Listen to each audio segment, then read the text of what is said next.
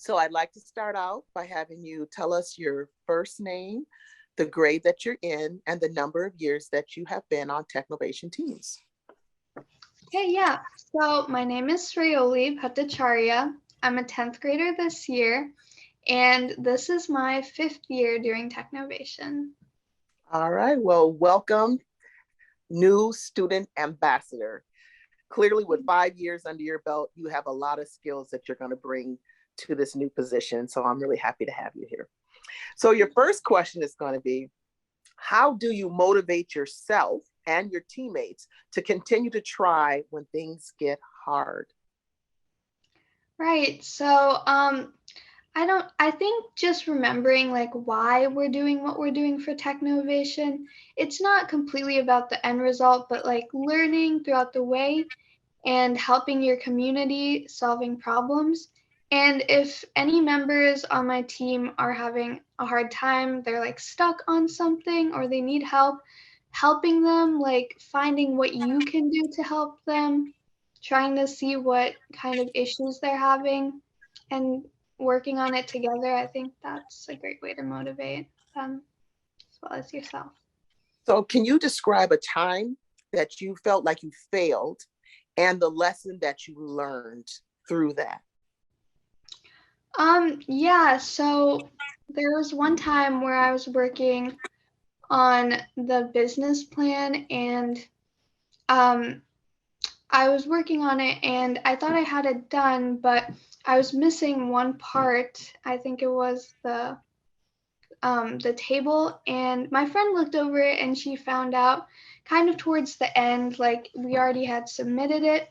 But from that, like I learned to share what I submitted with others, making sure like everyone saw it, making sure everyone ran through it, communicating more, and the next year, the following years, I learned to do that better.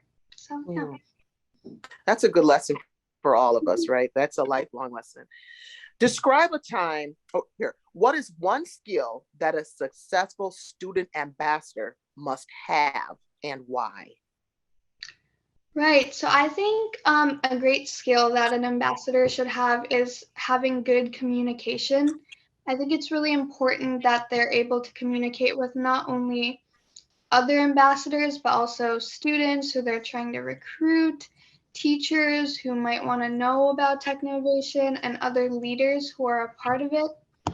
I think that's one of the most important skills to have. And so with that, what's an important skill or a few important skills that a teammate should have? I think a teammate should be able to problem solve well. I think they should be able to notice like what's missing, what's wrong. They should be organized and observant. I think those are some skills that. And what strengths do you bring to your Technovation teams? I think I'm a very observant person. I think that I was pretty good at communicating with others. I learned throughout the years how to get better at communicating and researching as well. Okay, so your last question, what advice would you give to your younger self when you're going through this Technovation journey that other girls can learn from? Yeah, so I think my first couple years I took it a little too seriously. I think it's important to take this seriously, but also know that this is just for you to learn from. It's a way for you to get experience.